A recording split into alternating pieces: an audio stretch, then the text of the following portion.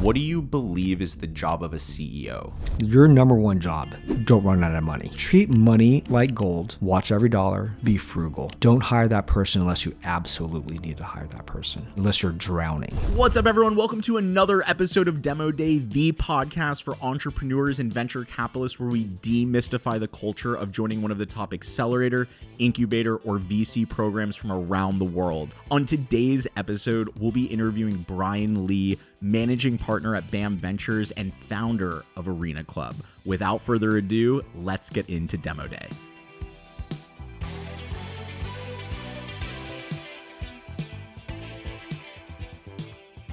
Brian, welcome back to another episode of Demo Day.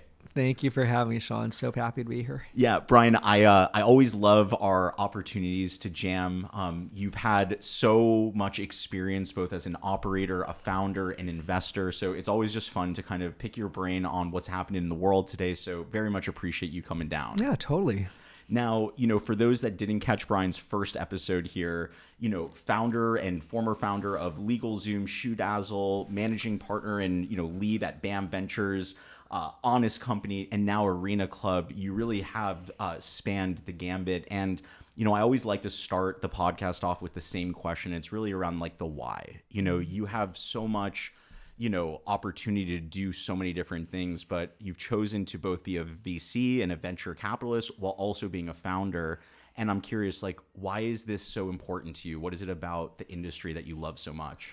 Yeah, I think I've always wanted to be an entrepreneur ever since I was young.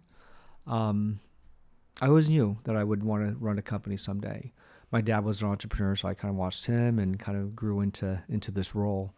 In terms of the venture capital side, that kind of happened by accident, right? So when I started LegalZoom way back in the day, it's almost been 25 years now, and started making just a little bit of money there, I would just put it right back in the ecosystem and start investing in other startups, because along the way you meet other entrepreneurs. They ask you for some help or advice or mentorship, and sometimes you're like, I really like you and I really like what you're working on, and can I invest? And so I started investing into startups as an angel investor, and then woke up one morning and realized I had over 100 angel investments. And I wasn't really managing them that well, and not really structured. And so I decided to put structure around it, and that became BAM Ventures. And that was about 10 years ago. And really happy I did it, because it's almost like my own ecosystem within myself. It's because your interests, your financial things that all kind of lets you play in that world. All of it. It's kind of like, I think by being an entrepreneur and currently operating a business really helps me in making investments into startups as well, and vice versa, right? So I learn a lot from the startups we invest in, and I see what's working for them. I see which ones are growing and what tactics they're using, and what new AI programs they're using, or what new marketing channels they're working on.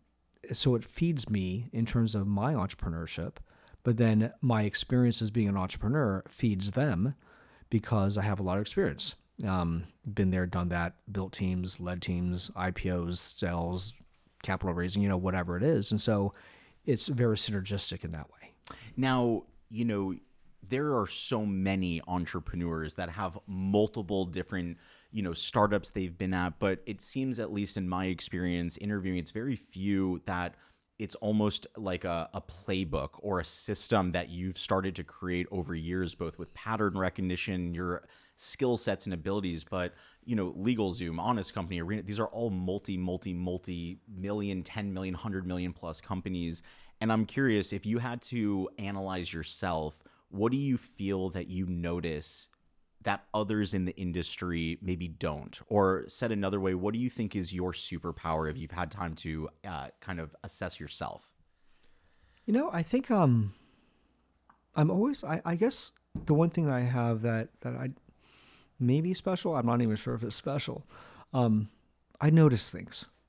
I'm very perceptive when it comes to what's happening around me, right? So especially when it comes to consumer behaviors and products, I I see things and I kind of like, I think I digest things in different ways. And I think I digest information in different ways, I think. And it's more, other people will see it, but not see it the same way and that I do when it comes to looking at it as an opportunity.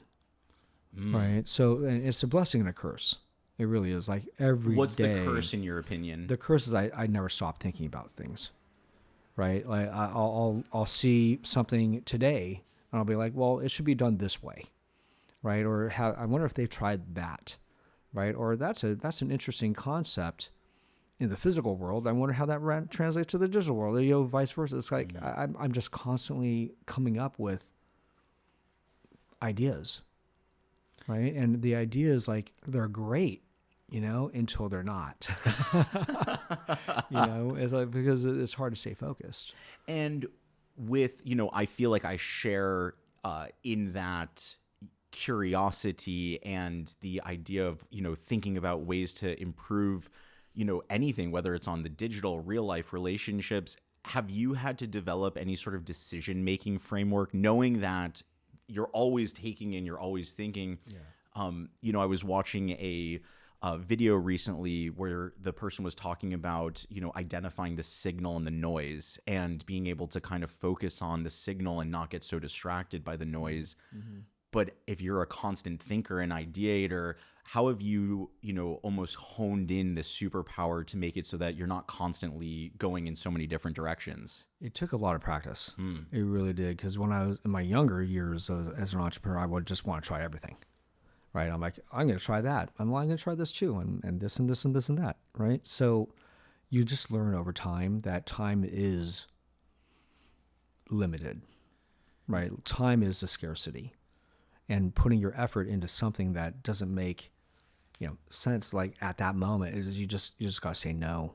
And that's what I noticed about, like, even myself. It's like, you've probably heard this term, but CEO, it really is a CEO, right? Because there's so many opportunities that come your way when you're leading a company, and every idea sounds great, and you want to pursue all of them, but you really have to have the discipline to say no. I'm going to stay focused on this and grow this foundation to a certain strength before extending into something else. Now, I think that on the one side, you have the overthinkers, you have the people that are almost like naive going in, and so they don't even know what they don't, and they just go and break down walls, but they can get caught in that kind of lack of focus. But on the flip side, there's so many young people that are afraid to take the chance, are afraid to try new things. When you mentor your children, your nephews, the younger youth, do you recommend the tasting lots of different things? In today's world, are you thinking, hey, I want to see you more specialized and, build up those high school, college years to something? What's your philosophy on tasting a lot? I think, especially when you're younger, taste as much as you can, right? Because you never know what you're going to love and what you're passionate about and so forth, and what you're good at. Right. And that's the key. It's like, what are you good at? Mm-hmm. Right. You got to figure that part out first. Right. Because you can be passionate about so many things. Right. But is it going to put food on your table? Yeah. Right. Is it going to help you, gain security in life? And most of the time the answer is no. Right. Like, I love playing basketball. Am I going to play in the NBA? No. But I'm passionate about it. Freaking love it. But yeah, no, I'm not dunking. And I don't have handles, right? So it's like, I'm passionate, but that's not going to put food on my table. Now, when it comes to BAM, I want to spend some time talking about Arena Club and just the journey you've been on, because, the last time we were here, we announced on demo day this new product that you were starting to think about. So it's just cool that, 4 or 5 years later to kind of watch and see how that came to be. But when it comes to the investing side of things, has the size of the company shifted? Has the type of check, what would you say for people listening that maybe haven't heard, of you or BAM? Like, how do they know if they're the right fit for working with you in the team? Yeah. So BAM Ventures has stayed very, very consistent. Early stage consumer and consumer tech investing. And when I say early stage, it's pre-seed and seed stage kind of rounds. We deploy smaller checks, call it $500,000, into the earliest stages of companies. and we love helping that entrepreneur start and grow. So that's kind of the stage that we play in, mostly brands, but also some tech platforms as well that support like the ecosystem. That support the ecosystem or need consumers to grow. So we will do social media, for example, or we will do a marketplace. We will do video gaming. These are consumer tech companies, but you need consumers to actually grow. Now, you've had the chance to sit between your own world of business and the pitches that founders are coming in to raise money. You've had so much opportunity to back these early stage founders. Have you been able to identify what you feel is the most underrated quality in a successful founder? Wow, that's a great one. I think it's more, it has to just, this is going to sound really silly, but it's likability. Likability. Yeah. Yeah. Basically, to be a strong leader, you got to be likable.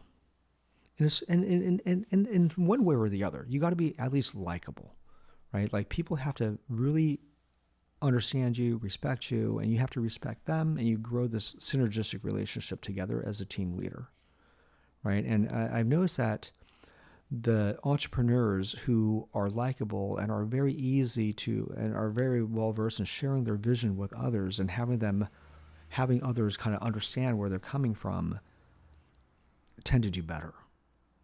Right, as opposed to ruling with an iron fist and not really caring about others or not really caring what other people think and so forth. To be a leader, you got to be likable.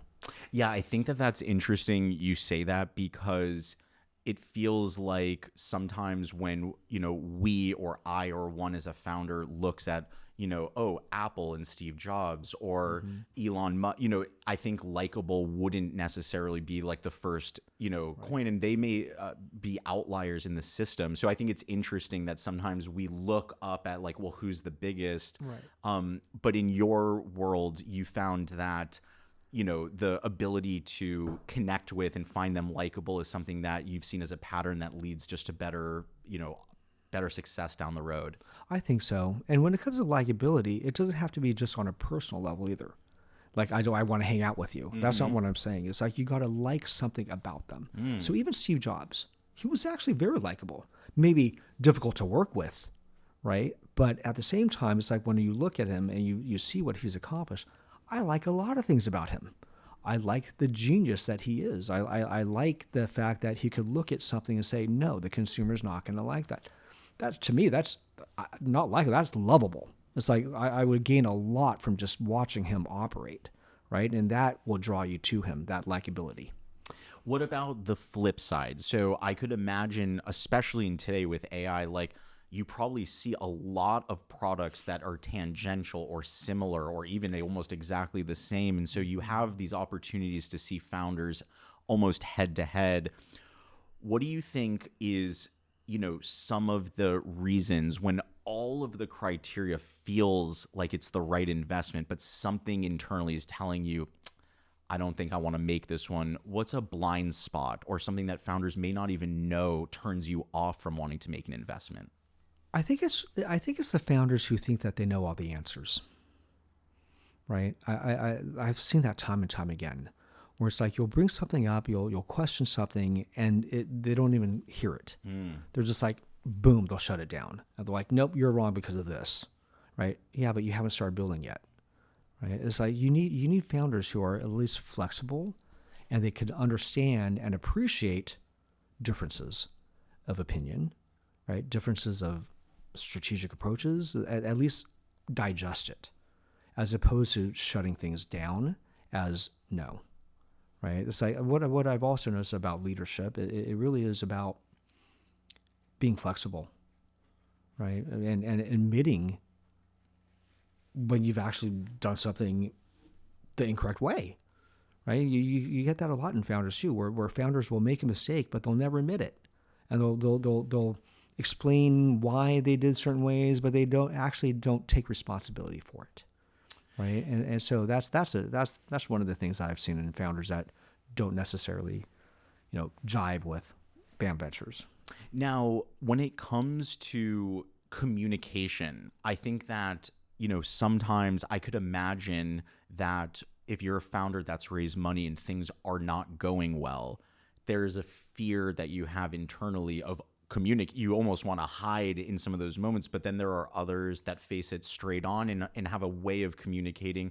What's the right way to deliver rough news, hard news? My understanding is that communicating is just always going to be better than trying to hide away. And so from your vantage point, when you have, I'm sure, a couple portfolio companies that are underperforming, what do you want to see them do? What do you want the communication or the behaviors to look like? Well, it's very important. That's a great question because it's extremely important for communication to exist. And you're way better off being more direct, right? Being transparent about the issues that you're facing, because only then can anyone help you or actually think through it with you, right? And strategize around it. Well, I mean, when you bought it, and it's hard for a lot of founders, I get it, right? Because they're scared to admit their failures, or scared to admit like, oh my gosh, this thing's not working. What am I going to tell my investors? What am I going to tell my board, right? But honestly, the board would rather have you talk about it and actually hear you and actually really strategize with you. The earlier, the better. The worst thing you could ever do is like, okay, it's not working. I'm just going to kind of like wait for them to reach out, or wait till the next quarter, or wait a couple quarters and then I'll talk about it, but it's just better to just nip it in the bud. Just talk about it now, be transparent.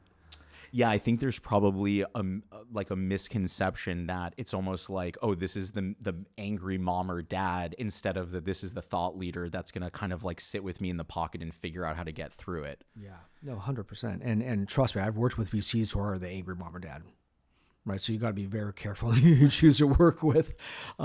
But hopefully that's not the case, and hopefully you do have a good partnership with your investors. Talk to us a little bit about that. I think that's a really interesting topic, because on the one hand, you have founders building and they are like, oh my gosh, we just need to raise this money. And sometimes that feeling of like, is this the right person for me, can get lost. And I think sometimes founders don't really realize what it means to work with a VC or an investor or private equity fund that maybe doesn't have their best interest. Can you just talk about that experience you've had with like, the wrong sort of investor versus the right, and how that's changed your own life and your own kind of startups that you've been working in?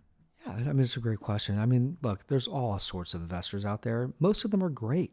Honestly, the vast majority are great. I really enjoy working with others and meeting other investors and talking to them and so forth. And, but at the same time, of course, in every industry, you're going to have some bad apples, every industry. And that doesn't exclude venture capital.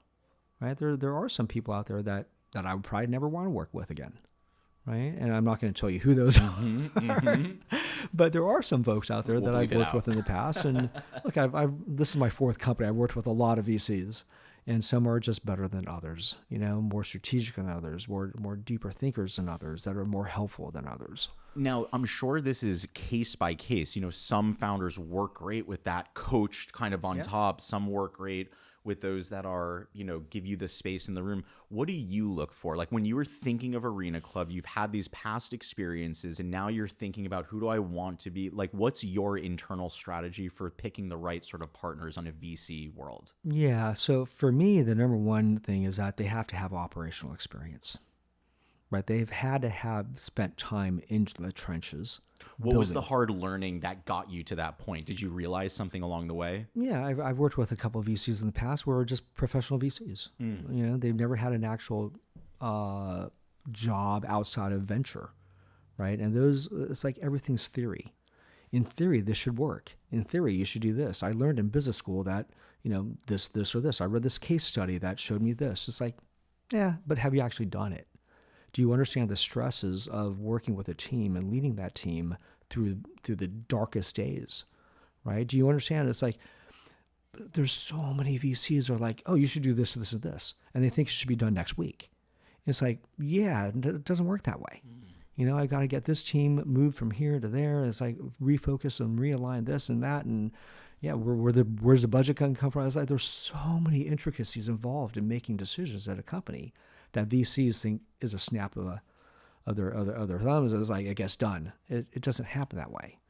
you know? Now, when you think about the common mistakes that founders make when pitching to investors, I know likability is one component, but what are some of the common mistakes that founders are making, and how do you think they could avoid them altogether? Yeah, I think it comes down to just being more honest, right? Like there's so many times where you'll talk to a founder looking to raise capital, and you'll ask them a simple thing like, tell me about the competition, right? And they kind of like, there is no competition. Or, oh, we're this, this, and this, and the competition doesn't have that, and they stick to it, and like that's the thing, right? The real answer is competition exists, and we just got to out execute them, right? Yeah. It's like it doesn't magically, like, you don't magically build barriers against your competition. It's like you just got to outmaneuver, out execute, and out hustle. That's the only way you're gonna win. Right? Because trust me, it's like once you build a business, even if it doesn't exist and you build a business, there'll be copycats if it's working. Right? Like, trust me, it'll happen. Yeah, I mean, I'm seeing that from a distance, even in your own business. Yeah. You know, they're popping up, and you said, you have to outmaneuver and out execute and build the right team. Now, part of being a VC is giving a lot of no's, right? You said CE no, right? And so when a founder receives a no from you or from BAM, what should their immediate next step be? And how should founders act when they don't receive an investment? Yeah, well, I mean, founders should definitely stay in touch if they really believe that we're the right fit. They should give us updates and keep us around the rim. Right. And because the thing is, we've passed on companies before and we've come in later, right, into the next round and so forth. So we're highly supportive of a lot of these teams, but maybe we just couldn't get there initially. Yeah. But we kind of keep an eye on them and so forth. And most of the times what will happen is that we'll miss and the company does extremely well and we're just too late.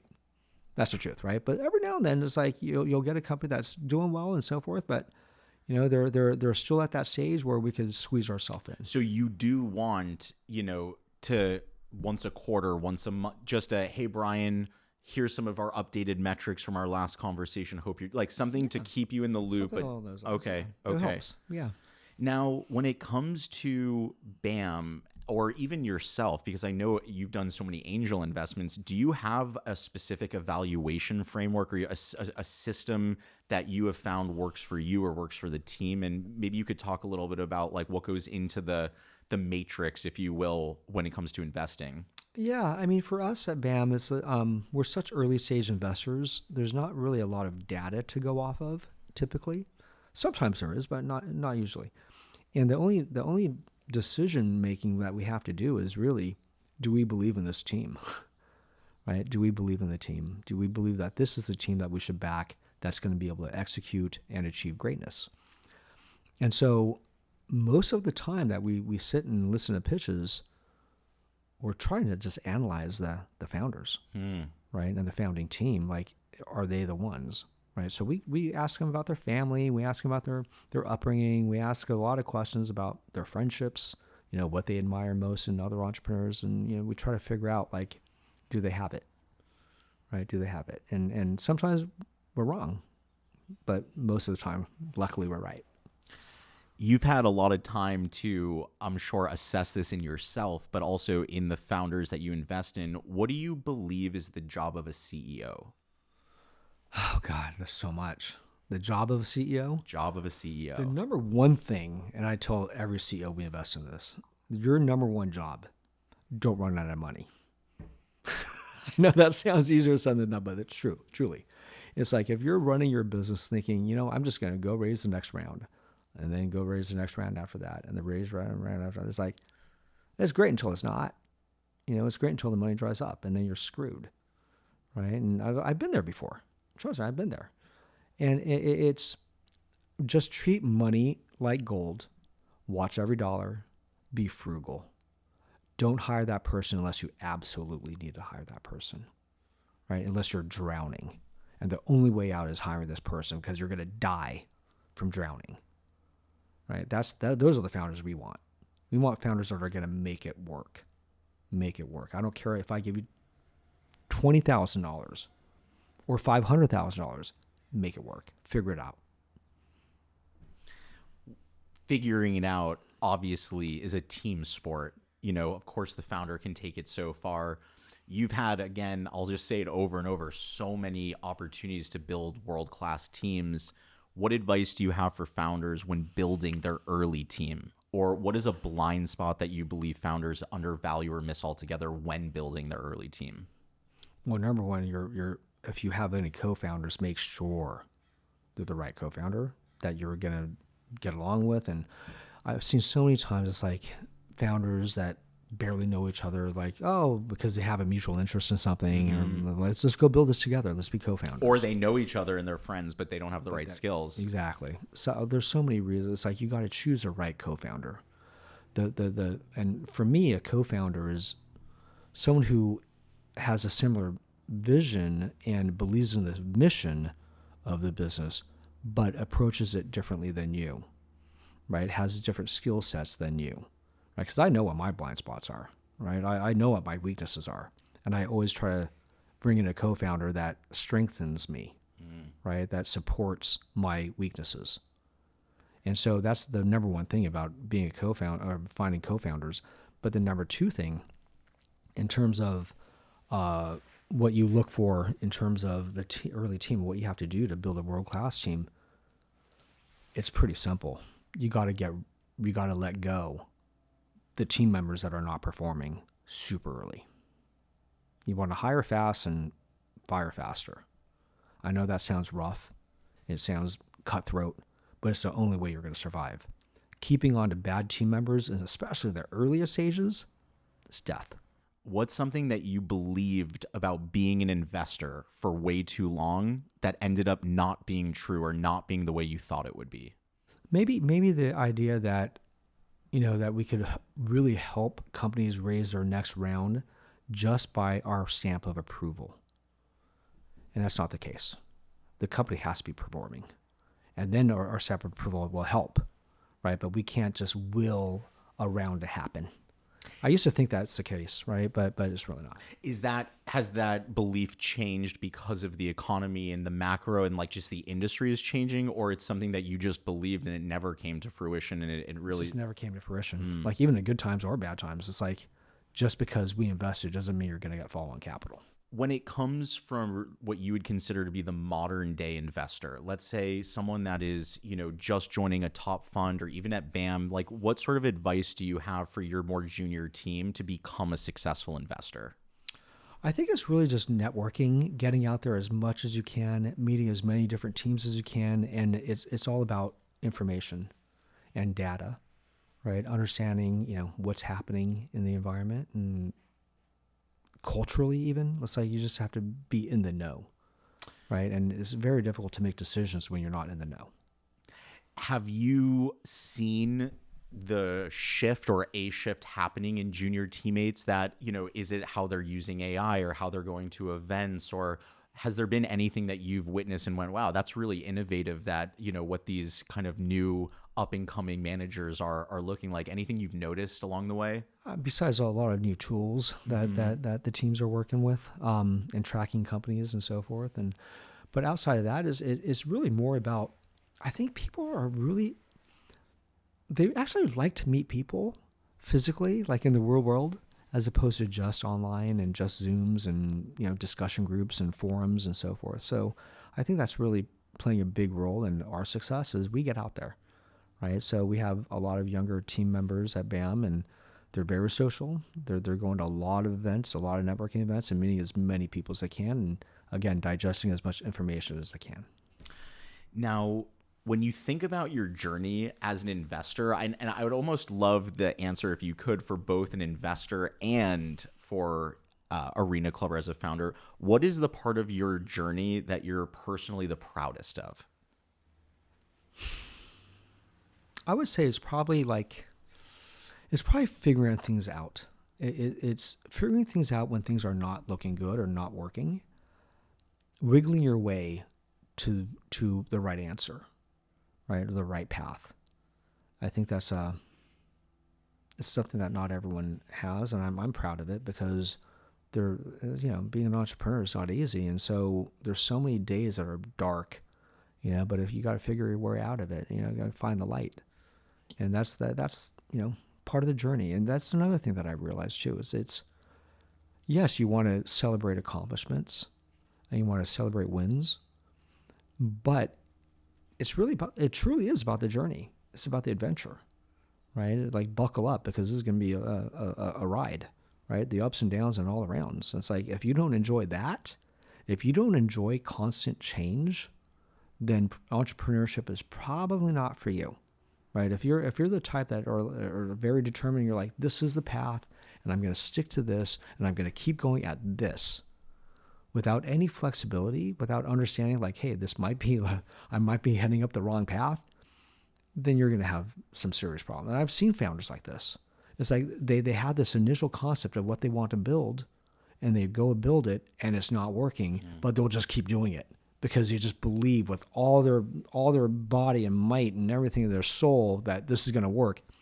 Not working, right? But like a strong founder will be like, they'll recognize it sooner, and they'll start moving around. They'll start. I don't even like calling it pivots. I call it evolutions. Right? It's more like, okay, I'm going to move from here. That's my foundation, but I'm going to add this functionality. I'm going to add that functionality and wiggle my way there. Yeah, it's like evolving up the mountain. You're hitting kind of different peaks and you need different tools at different parts of the journey and the climb. But if you don't like climbing, then it's not going to be fun. It's not going to be fun. Yeah, exactly. And that's something that I always love. Whenever I both talk to you, listen to you, you found ways to incorporate fun into your day-to-day, whether it's with Arena Club and kind of tapping into your passion around collectibles or startups or founders. Do you have a philosophy, around this? Because sometimes in today's world, everyone is like grind, work, this, and you sort of lose a balance. And every time I'm with you, whether us talking about cars, collectibles, Disneyland, Star Wars hotels, there's always an element of balance that I felt around you. And I'm curious if that was intentional, if it's just who you are, and maybe you could talk a little bit about that of, how you've been able to find that sort of balance while running multiple businesses and being a VC. I'll be really honest with you. In the early days, there was no balance. It was just work, right? LegalZoom, my first company, I lost my law firm job. I was working 90, 100 hours a week thinking, okay, I'm going to be an entrepreneur. It'll be less hours. It was more hours, right? It really was. It was work. And that's the only way that you're going to achieve, especially in the early days, when you don't have as much experience, when you don't have as much network, when you don't have what you have in your later years, right? It's like you just got to really outwork. You're saying it's easy for someone like me to be like, look how simple and balanced and easy. And you're saying, well, there was 15 years of grind and pain and suffering and exactly. And that's very true, because today, my life is pretty balanced, right? I like spending time with my family. I like traveling and so forth, but I could only do that because I've gained a lot of knowledge and experience of how to get things done and work with others. And again, building the right network, hiring the right people. There's a lot involved in achieving that balance. How would you describe the current state of the funding ecosystem? And I feel like from the time that we were last talking 4 or 5 years ago, there's been such a shift. And I'm just curious, do you have a perspective on what's happening? What are you seeing at the ground floor? And, how would you describe the current state of VC? The current state of VC, I think, was pretty dark a couple years ago, especially. Not a lot of transactions happening at all. It was difficult to raise money for your new funds. VC was it was dark, right? And I think it's really improved. I think in the last, call it 6 months, you're starting to see a real turnaround. I think you're starting to see a lot more deals getting done, funds being raised. I think people are kind of coming back to this new reality, right? And the new reality is, like, I don't think VC is where it's going to be, where it was, 20 years ago, the heydays, right, of venture capital. I think there's a lot of VC firms out there. There's a lot more competition, which leads to a lot higher pricing and, a lot of things. But do I think it's a great asset class today? It is.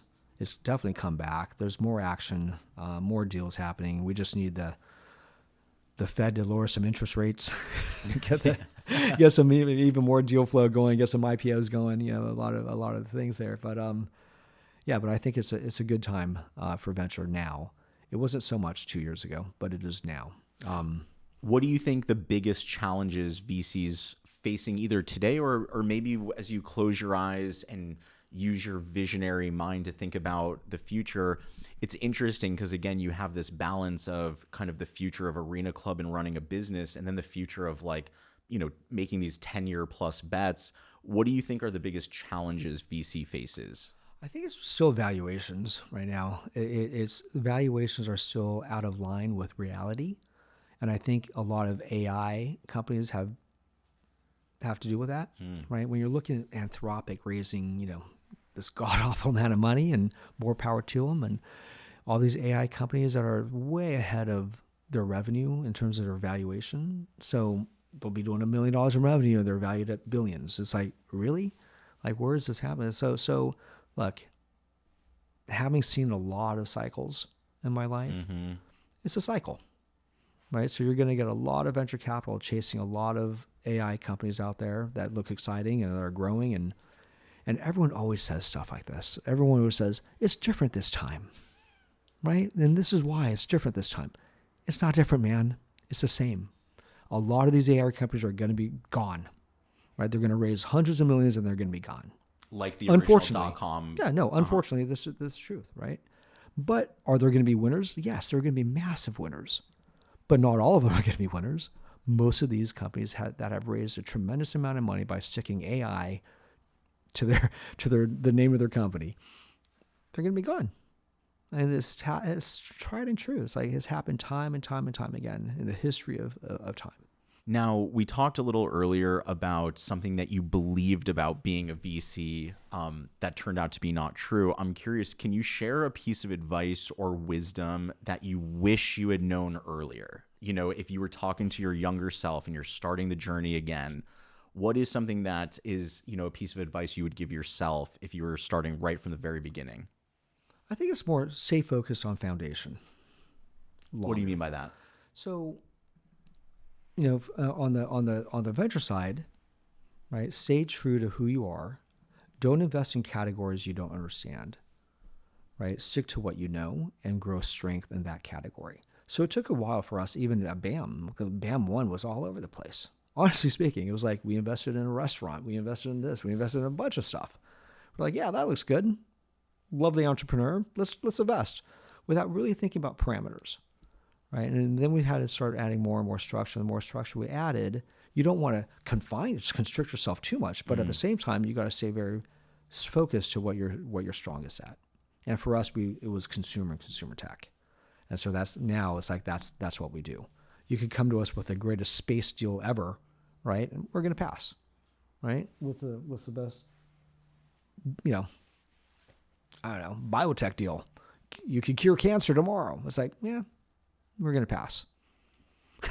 You have to know, you have to know where your strength is. You understand where your value is. And the same with the company, running a company. You got to stick to what's working and build a very, very strong foundation before extending into the next category or the next, iteration. When it comes to being a founder and a CEO and a leader of a company, when you think about all of the different places that you have been, LegalZoom, Honest, now Arena Club, what is the change or the biggest change that you've seen as yourself as a leader? From when you were younger in your early days to where you are now, when you kind of think about that journey, what's the biggest change that you've seen in yourself? I think have gotten better at managing teams and keeping them more motivated. Right, because I understand how important that team is, and I understand that only with a strong team you're going to get strong results. And so, I've started to really emphasize more and give more responsibility to team leaders. Right, so if you're one of the core folks, one of the team leaders at our company, you're going to be rewarded in a lot of ways, right, and promoted in a lot of ways, and given a lot more responsibilities and so forth. Can you, if possible, break that mentality down? Because I think, whether it's at Coefficient Labs, there's so many, startups and the founders are constantly thinking like, how do we make this a better place to work? How can I motivate my team to do better, feel better? How do you think about that in general? And has there been certain things that you've found over the years that kind of make the magic sauce for a really compelling, competitive team? Yeah. It's pretty simple, actually. I spend more time with them, right? I spend a lot more time now one-on-one with team leaders, with division leaders, department leaders. And I really go out of my way to do that. Like I will fly, because we have offices around the world now with Arena Club, and I will go. It's like that's part of your job. You got to go and show others how much you appreciate them, right? You want to make sure that they feel welcomed, right? That they are a part of this team and a part of the success of this company, and reward them.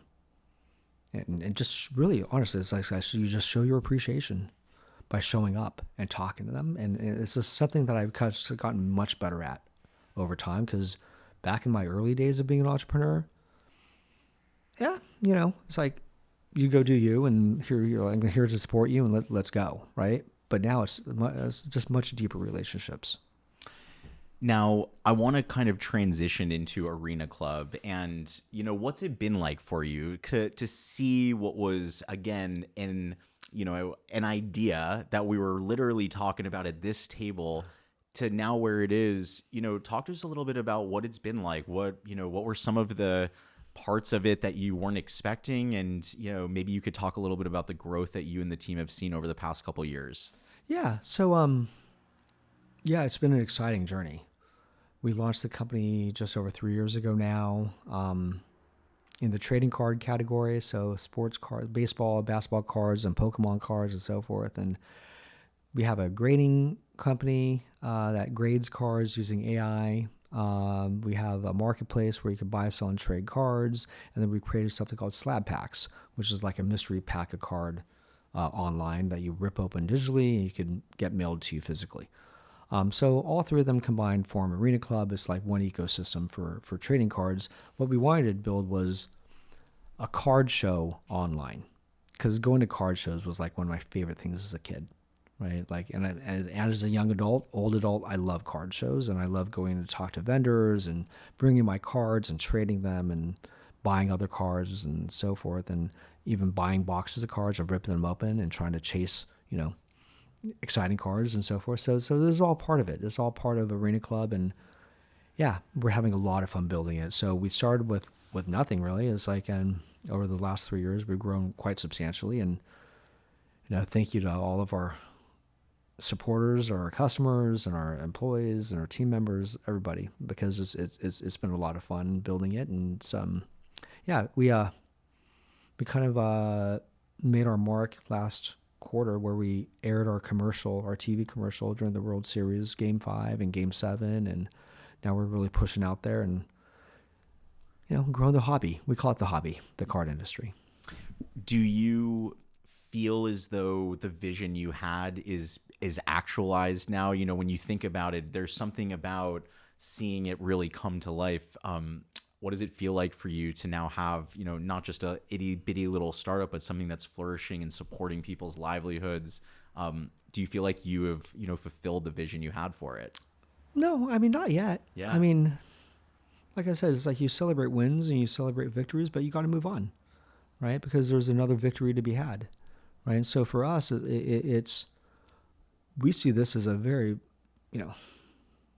defining type company for the industry that we're playing in. And I think there's a long way to go. There's a long road ahead of us, and we're just starting. We're just starting.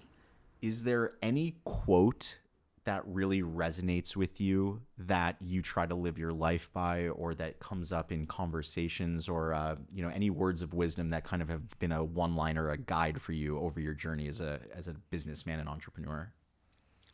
Yeah, it's pretty simple. And it's a quote that I'm not sure where I heard it, or maybe I came up with it myself. I don't even know.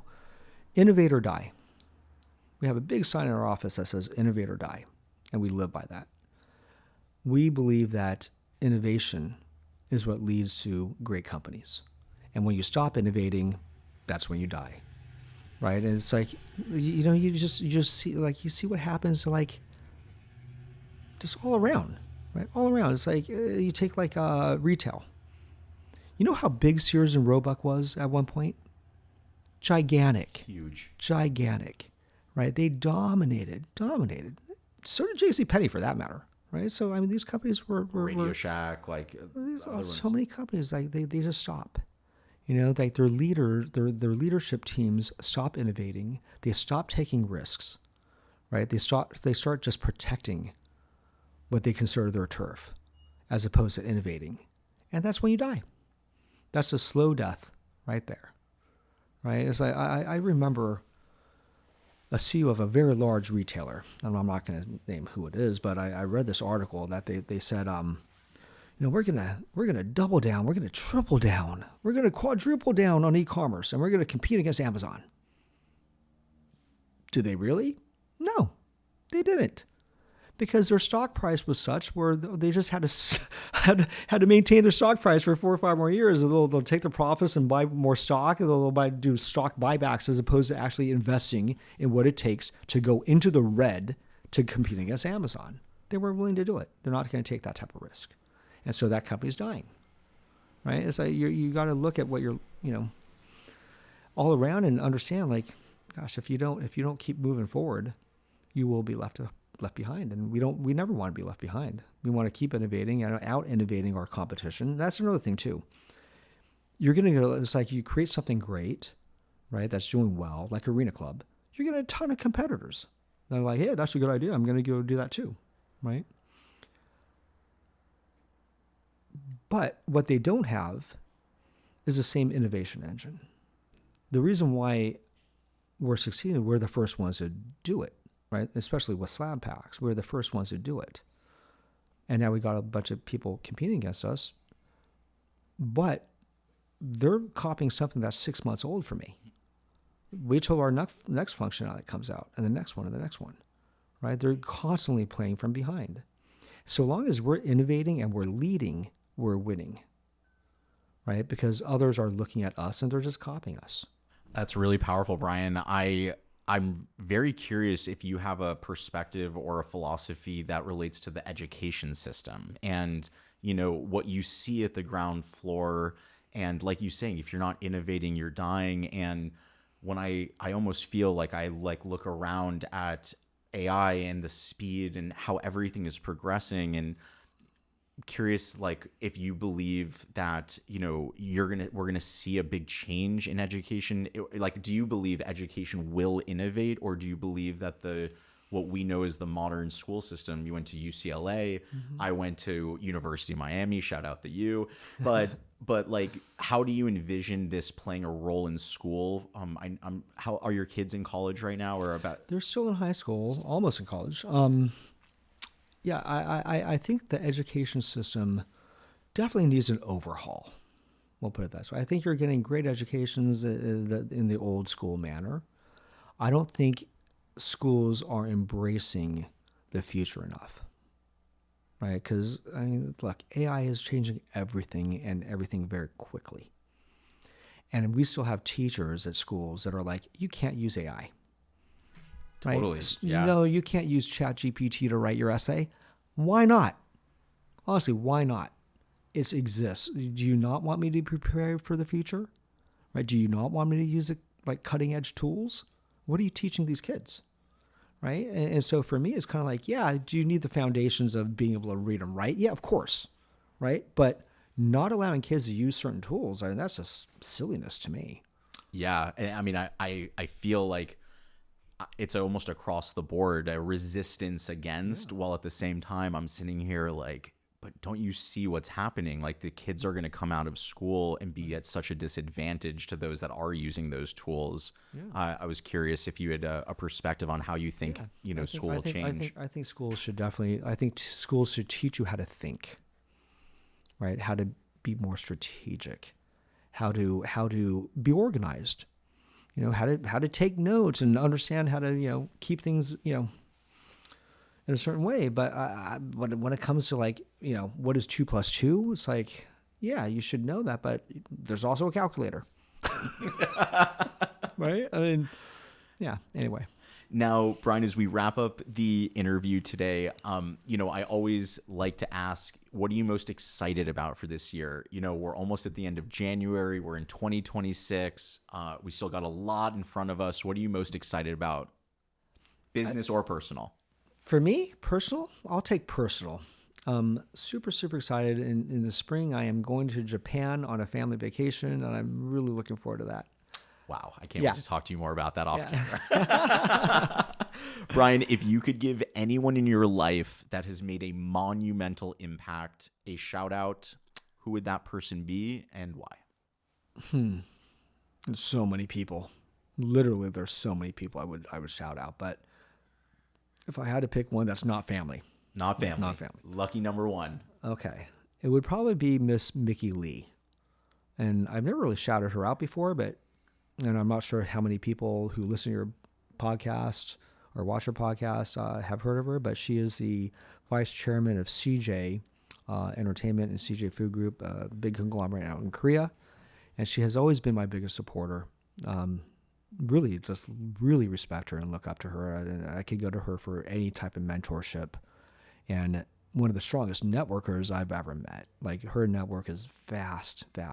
And she's always willing to help those that she believes in and supports and so forth. So she's just been a fantastic person in my life. Brian, thank you so much for coming on the show today. I always just love being around you and being with you. Mickey must be incredible. It's like the mentor's mentor, right? So that sounds incredible.